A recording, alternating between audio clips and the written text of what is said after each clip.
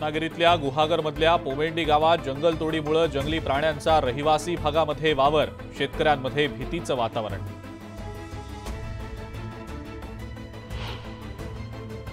यंदाच्या वर्षी रब्बी हंगामात ज्वारीचं पीक जोमात, धाराशिव मधल्या दुष्काळी भागात रंगतायत हुरडा पार्ट्या।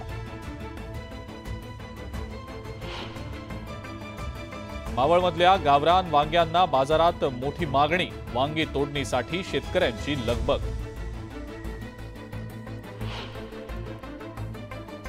अवकाळीमुळे गोंदियामध्ये पिकांचं नुकसान, 53,000 शेतकऱ्यांना मोठा फटका।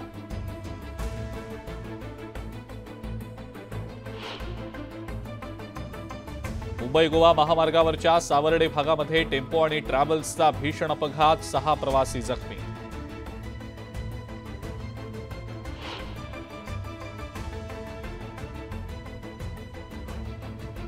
साताऱ्यामध्ये वाहतुकीचे नियम मोडणाऱ्यांवर कारवाई, वर्षभरात ठोठावला 12 कोटींचा दंड।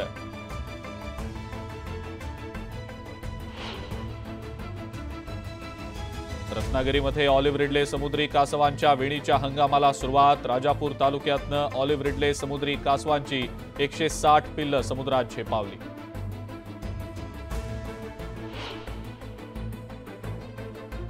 भंडाऱ्यामध्ये 1.5 महिन्यापासून लाखो लिटर पाणी वाया, पाणी पुरवठा योजनेचा व्हॉल्व्ह लीक।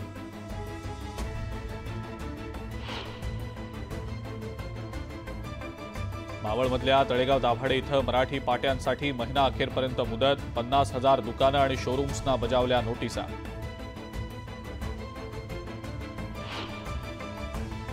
हिंगोलीमधल्या 563 ग्रामपंचायतींमध्ये आज विशेष ग्रामसभा, स्वच्छ भारत मिशन अंतर्गत विशेष ग्रामसभेचं आयोजन।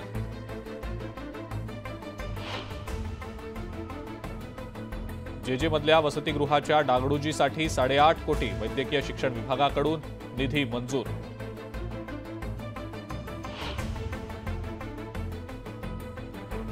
कोकणातले समुद्रकिनारे ख्रिसमस आणि न्यू इयर सेलिब्रेशनसाठी सज्ज, अनेक पर्यटकांची कोकणातल्या समुद्र किनाऱ्यांनाच पसंती। मुंबईतले सगळे मेट्रो प्रकल्प 2026 पर्यंत पूर्ण होणार, केंद्रीय गृहनिर्माण आणि शहरी विकास मंत्री हरदीप सिंग पुरी यांनी दिली माहिती।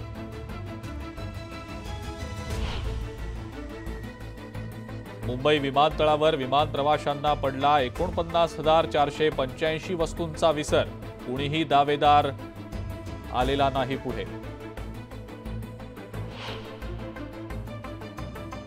प्रवाशांनी पाठ फिरवलेल्या मोनोरेलला आता महसुलाची चणचण, महसूल वाढीसाठी तिकिटाच्या मागे जाहिरात छापण्याचा निर्णय।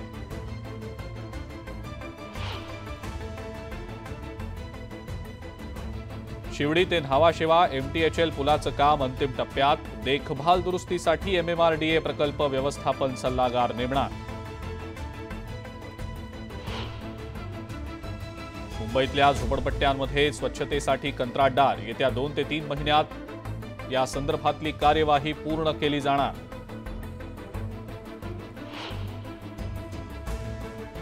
आणि राम मंदिराच्या अभिषेक सोहळ्यापूर्वी अयोध्या नगरी सजली, भव्य लेझर लाइटिंग शोचं आयोजन।